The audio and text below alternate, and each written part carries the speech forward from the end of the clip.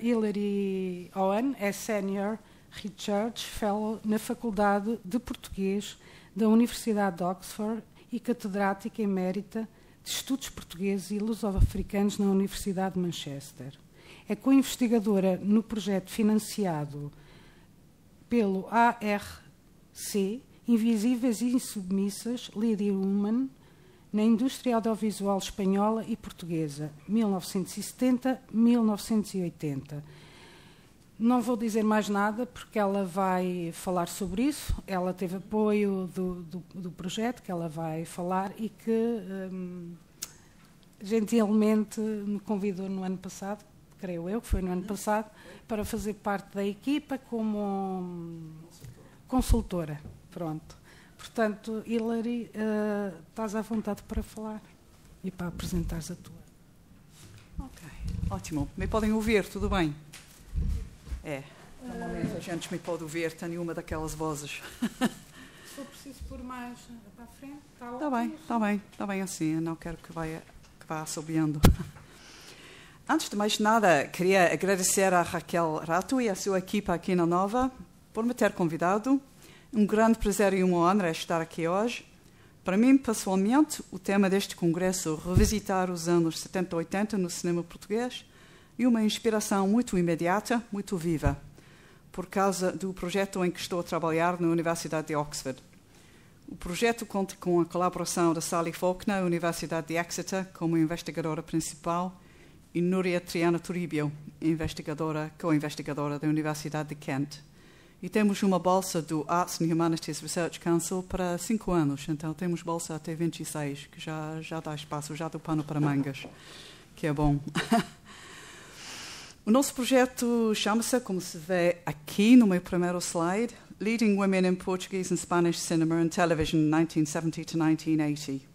Eu estou, claro, sou responsável pela parte portuguesa. Não vou falar espanha, que ainda não sei muito sobre isso. Pretendo produzir a primeira, digamos, History from Below, chamamos na língua inglesa. Estamos já a lutar um bocado com isso, porque a história subalterna, a história vista de baixo, é uma tradução difícil na língua portuguesa, mas é um bocado isso. História subalterna sobre as mulheres que trabalharam na indústria audiovisual espanhola e portuguesa nos anos 70 e início da década de 80. Focamos-nos para isso nos papéis chamados below the line, digamos, secundários, que é um termo da contabilidade na indústria de Hollywood, para papéis que não são como autoria, realização, interpretação, são mais bem a montagem, figurinos, vestuário, anotação, caracterização, produção, som e cenários, papéis assim, que na língua inglesa chamam-se below the line, né? Papéis ditos secundários. Estes papéis below the line são muitas vezes considerados substituíveis. Isto é uma diferença importante. Substituíveis e a sua contribuição individual para um filme risca muitas vezes de ser minimizada ou subestimada, ou até invisível, conforme a ficha técnica. E por isso o nosso foco integra não só realizadoras, mas também as mulheres que contribuíram com outras formas de liderança e criatividade. E claro que tem muito mais mulheres fazendo estes papéis do que realizando. Então era óbvio fazer isso para localizar onde é que as mulheres estão e estavam. Na indústria cinemática estão a fazer estes papéis, não a realizar, em geral. O nosso projeto pretende construir então uma história oral, contando principalmente com uma série de entrevistas que estamos a programar agora. Neste contexto, estamos a tentar ampliar os trabalhos pioneiros já levados a cabo aqui por Hilda Castro, muito famosamente, no seu volume de entrevistas de 2000, Cineastas Portuguesas, 1874 até 1956. E também por Maria do Sameiro André, na sua coordenação das memórias de Júlia Buizel, Antes que me esqueça, e os trabalhos realizados por Catarina Cuchinota nos seus estudos analíticos sobre figurinos e vestuário. Também teremos inspiração, claro, do trabalho da Raquel Rato e Palavras em Movimento com respeito à importância da história oral mesmo para iluminar estas narrativas. E optamos especificamente por enfocar mulheres e questões de género sexual para poder contribuir aos debates internacionais já em curso sobre este tema, com uma nova dimensão que abrange as histórias de Espanha e Portugal. Também estamos a seguir no encalço de Carla Batista e Ana Prata, quando fazem notar o seguinte no seu estudo panorâmico de 2020, Gender Struggles in the Portuguese Film Industry. Eles dizem o seguinte, vou citar em inglês, porque este artigo só existe em inglês, então espero que me perdoem. The Portuguese movie industry is small, underfunded, and with institutionalized male dominance. The environment shifts from a hostile to a benevolent sexism, combined with historically and culturally fragile activism regarding gender equality. Added to that, there is some degree of network closure and gender segregation that tends to exclude women from several areas of the industry. Fim da citação. Com respeito ao tema do nosso congresso, é verdade que os anos 80, na história do cinema português, eram mesmo em muitas áreas, como a Raquel Rato disse no nosso programa, eram anos de ouro, pelo volume de produções, pela novidade e diversidade nas formas e nos conteúdos, mas também por essas produções prefigurarem consequências das transformações ocorridas e do trabalho desenvolvido na década anterior. Mas também vale a pena perguntar por que é que o acesso das mulheres aos modos de produção cinematográfica encalhou, de fato, tão decisivamente nesta década de 80. Eram anos de ouro ou eram anos de chumbo? A década de 70, sobretudo no contexto pós-25 de Abril, viu a emergência de mais mulheres a trabalharem no cinema e a participarem muito ativamente nas várias cooperativas que surgiram no PREC. E sei que a Raquel Scheffer vai nos falar sobre isso amanhã. Mas que é que foi dessas iniciativas tão promissoras para a igualdade de género? Uma das coisas mais marcantes no volume de entrevistas de Hilda Castro, em 2000, cineastas portuguesas, é a semelhança nas lembranças pessoais das mulheres que a Hilda Castro entrevistou sobre a década de 80.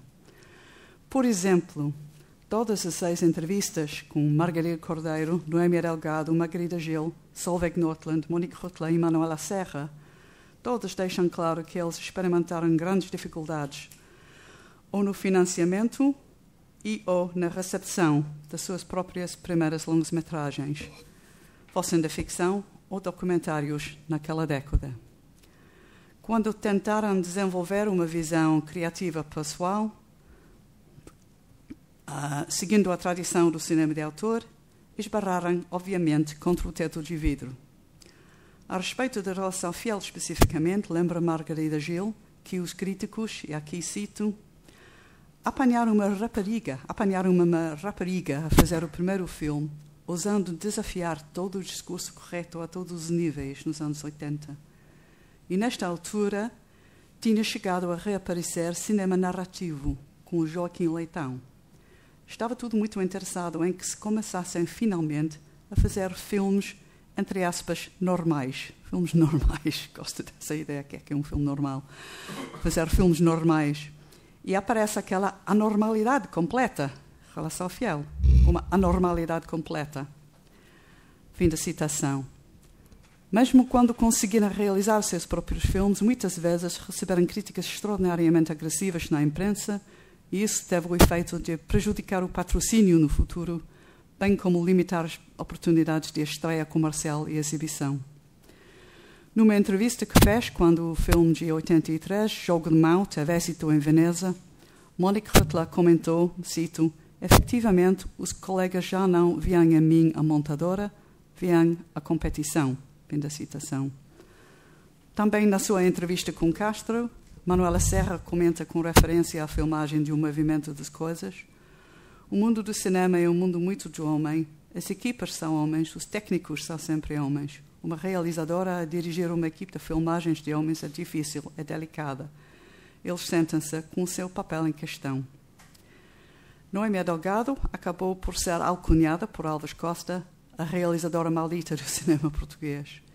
E ainda Solveig Nordland, uma das realizadoras mais duradouras do século XXI, descreveu a recepção crítica de Dina e Django em 1980 da seguinte forma: foi mal acolhido pela crítica, penso que eles nem sequer se preocupam em dar argumentos.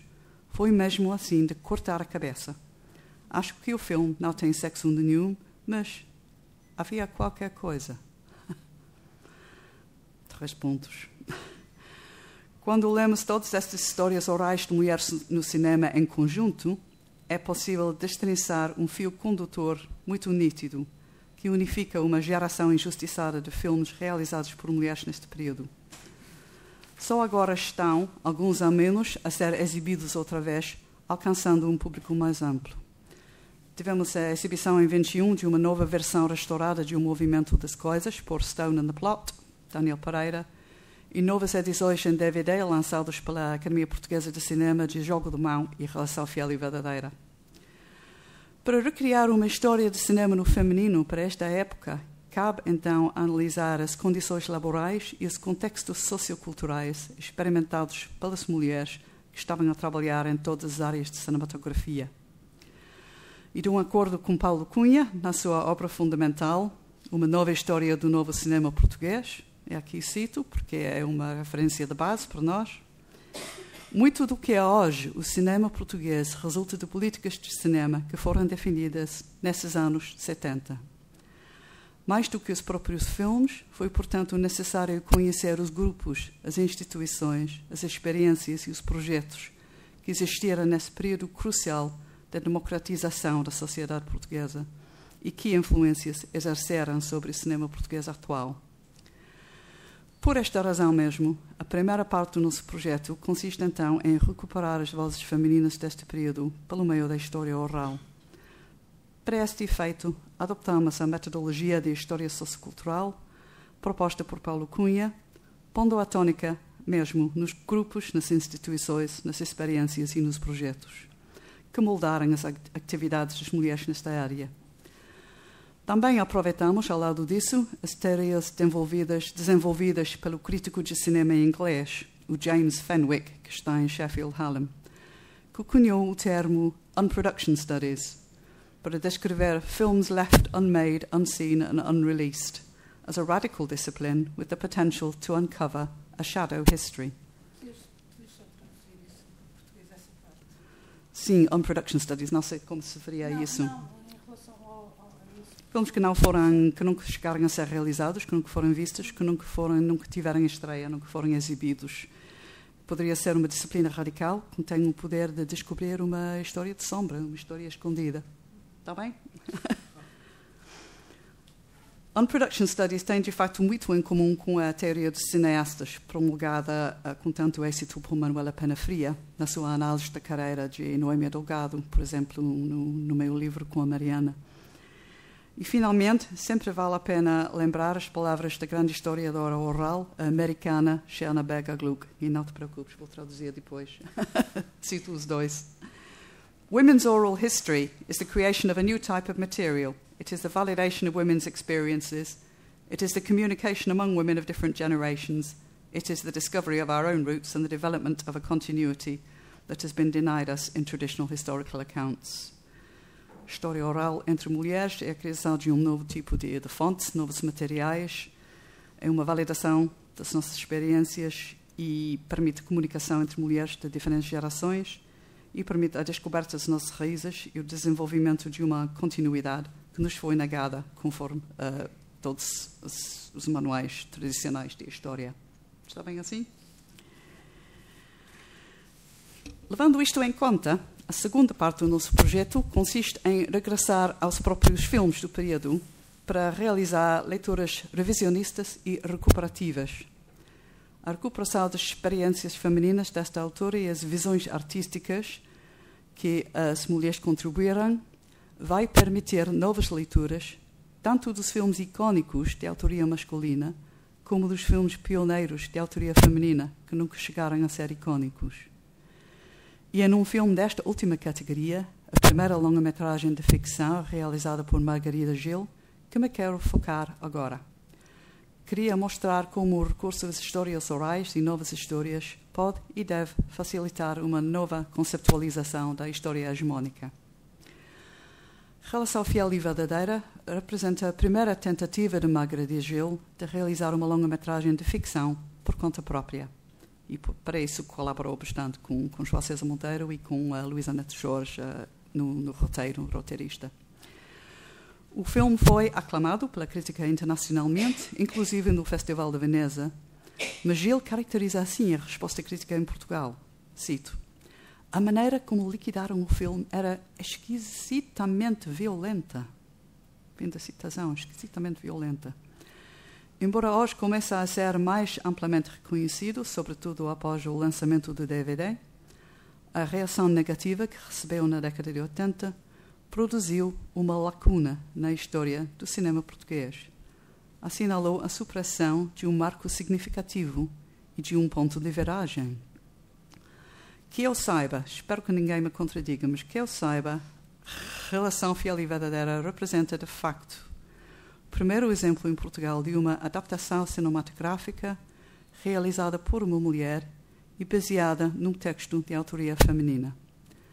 Quer dizer, primeira adaptação portuguesa de uma mulher por uma mulher. Que eu saiba. Baseia-se numa fonte datada de 1679, um texto confessional, autobiográfico, escrito por uma freira de Xabregas, perto de Lisboa, Antônio Margarida Castelo Branco, que mais tarde se tornou soror claro do Santíssimo Sacramento. Ela acabou por entrar para a vida religiosa no convento de Madre de Deus de Xabregas para escapar do seu casamento com Brás Teles de Menezes e Faro, um aristocrata violento, misógino, degenerado. O manuscrito original foi intitulado Fiel e Verdadeira Relação que dá dos sucessos de sua vida a criatura mais ingrata a seu Criador por obediência de seus padres espirituais. Claro que não dá para título de um filme. Nem Manuel de Oliveira. Ninguém faria isso como título de um filme, mas era assim que se chamava o manuscrito. E foi republicado numa nova edição em 83 por João Palma Ferreira na Biblioteca Nacional. E a Margarida Gil viu isso num jornal de letras e decidiu realizar uma versão cinemática.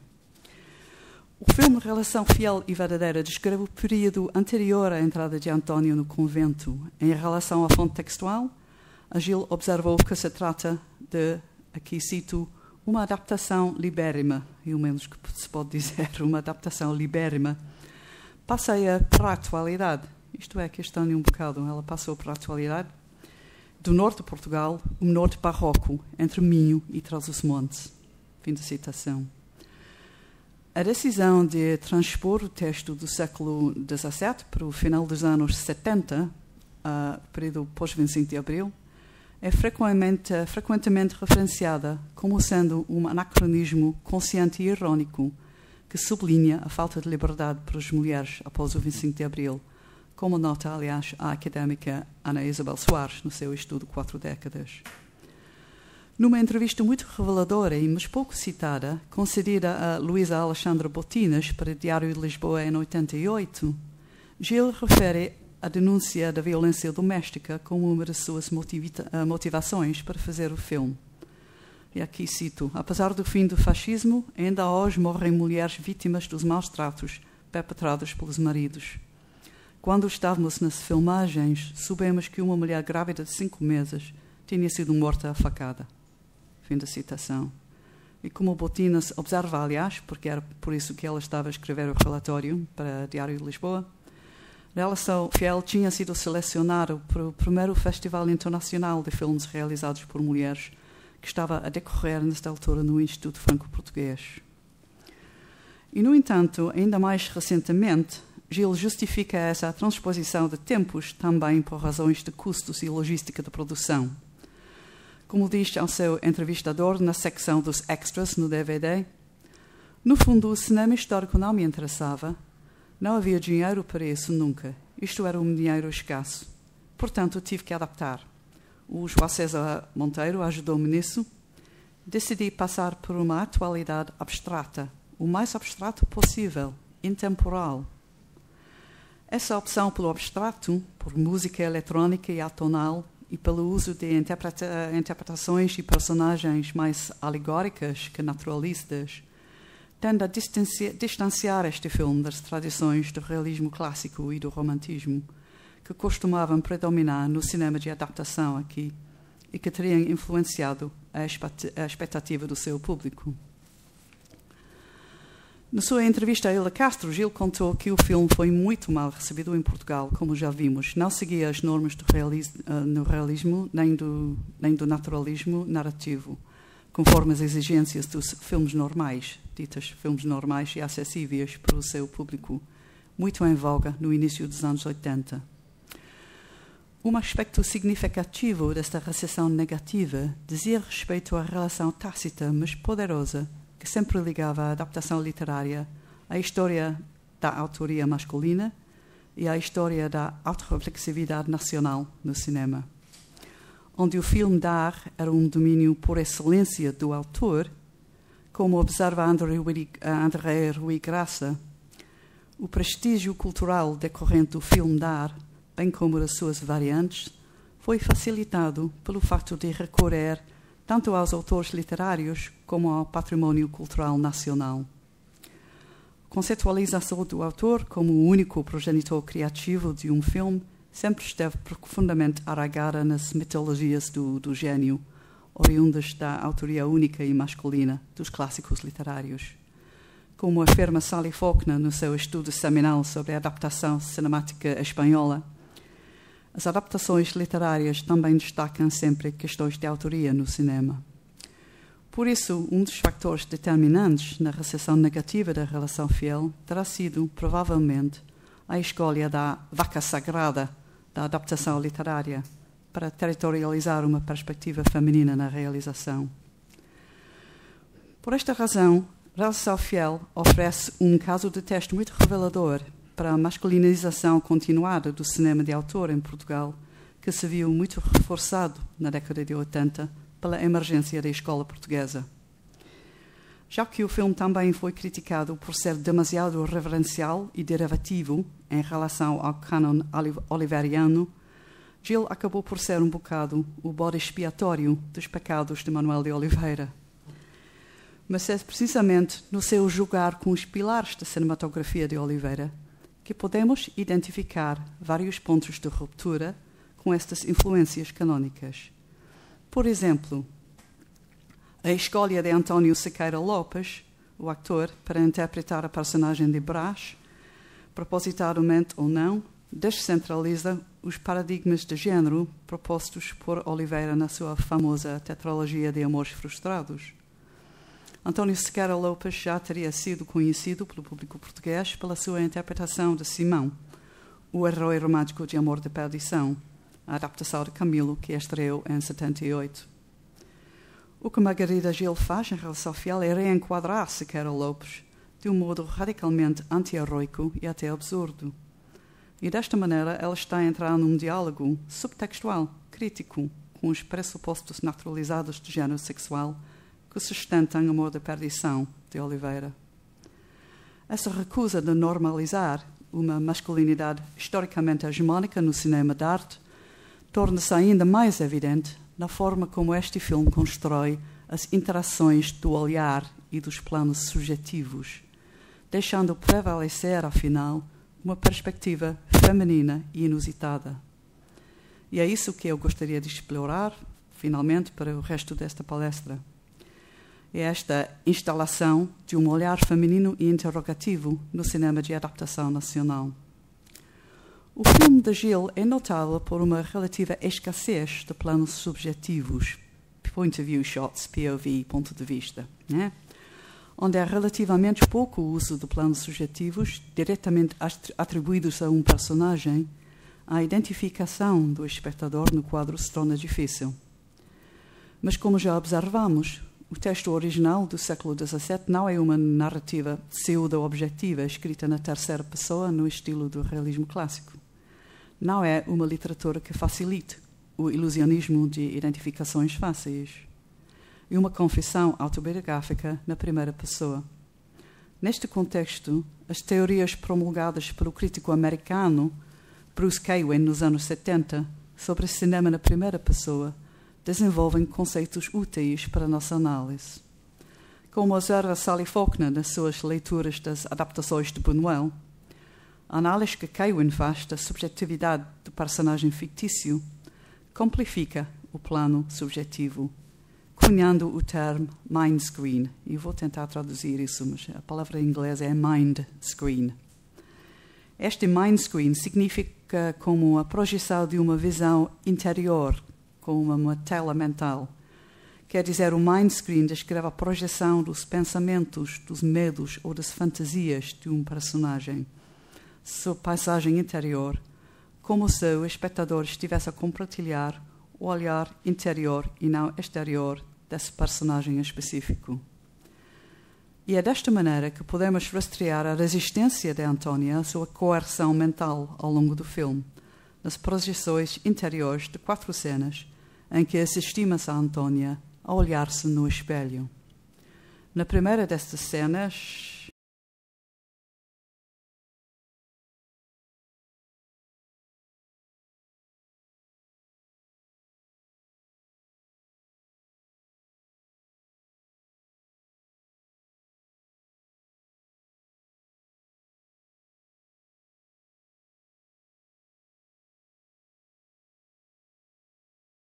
Antônia comenta que prefere encerrar-se num convento a casar-se com um homem como é o tal acto.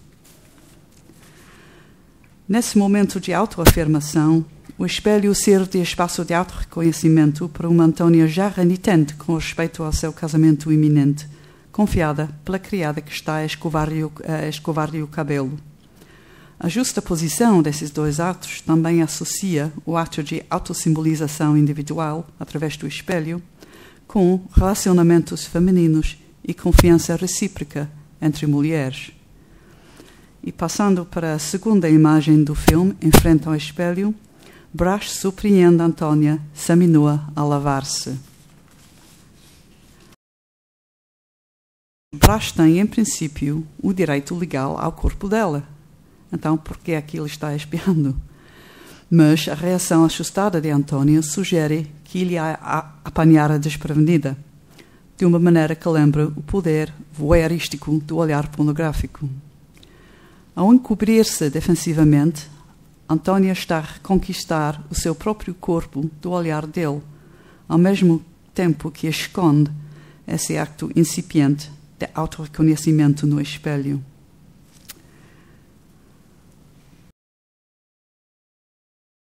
Da teoria de Kaiwin tem a ver com a perspectiva reflexiva correspondente à autoconsciência da visão interior. E aqui cito Kaiwin outra vez. É uma autoconsciência dessa visão interior. Kaiwin usa esta última categoria de mind screen para postular o que ele chama mesmo de cinema na primeira pessoa. E estou tentando ver como é que isto representa uma narrativa da primeira pessoa. A intrusão do mind screen de Antônia aqui, reflexivamente autoconsciente, através dos espelhos que assistimos no ecrã, sinaliza o processo pelo qual ela está a assumir o poder de uma primeira pessoa narrativa e a resistir à sua própria ficcionalização objetificada pelos delírios cada vez mais fantásticos de Brash. Como a freira original da autobiografia confessional, ela está a transformar-se progressivamente na narradora interrogativa do seu próprio conto. E o fato de esta narrativa ser uma enunciação retrospectiva faz com que se trata, afinal, de um espaço implicitamente fora da tela. Mesmo que Brash pareça aprisioná-la nas suas projeções sadomasoquistas, a autoimagem que ela constrói no espelho refrata e fratura a singularidade da sua visão fetichista. Isto é particularmente bem ilustrado aqui nesta terceira das 4 cenas de Antônia com o espelho. Não é por acaso nesta cena que ela é retratada no acto de escrever. Ela parece seguir as ordens sádicas de Brash quando, no papel de uma confessora forçada, ela anota um ditado escrito de todas as conquistas sexuais que ele fez. No entanto, pela angulação do espelho sobre a escrivaninha, ela se posiciona aqui de tal forma que se pode observar a si mesma no ato de escrever. Em relação ao quadro do plano, o reflexo dela no espelho é uma imagem inclinada, como se fosse filmada com um enquadramento oblíquo, o famoso Dutch angle, avisando o espectador que os pensamentos e a visão interior de Antônia nesta cena estão bem longe de serem idênticos aos de Brás. Neste contexto, essa imagem dupla, num estilo tipicamente gótico, introduz uma ponta de ambivalência interior na sua postura ostensiva de subserviência. Quando Antônia chega afinal no recinto seguro do convento, adquire uma forma de domínio subjetivo sobre o espectro assombroso de Brás. É isso que explica o quarto e último exemplo do espelhamento de Antônio no filme. Ela caminha pelo corredor e para perante o que parece ser uma pintura pastoral numa parede, mas não é um trompe-l'œil. A pintura, no entanto, é, na verdade, a porta de um armário da parede, e há um espelho dentro desta porta que ela abre. O armário, um espaço convencional de contenção e confinamento, vê-se assim transformado num meio de fuga psíquica. Inicialmente, Antônia fita-se a si mesma, mas de repente vê Brás no espelho atrás dela, aparentemente nu e parcialmente obscurecido pelo seu próprio reflexo dominante em primeiro plano.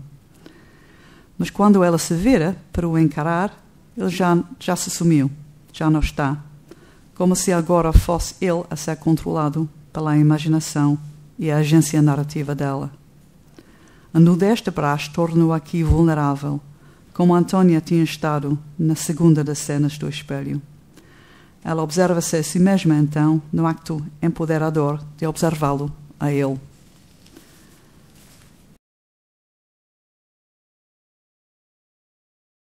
Num artigo sobre cinema datado de 2016, um filme feito por uma mulher e sobre mulheres, ainda uma raridade naquela altura.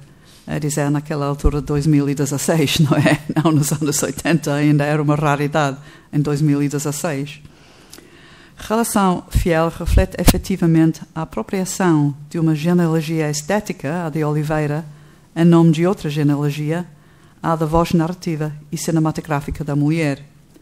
Será por acaso que Gil dedicou este filme à sua própria mãe? Dedicou.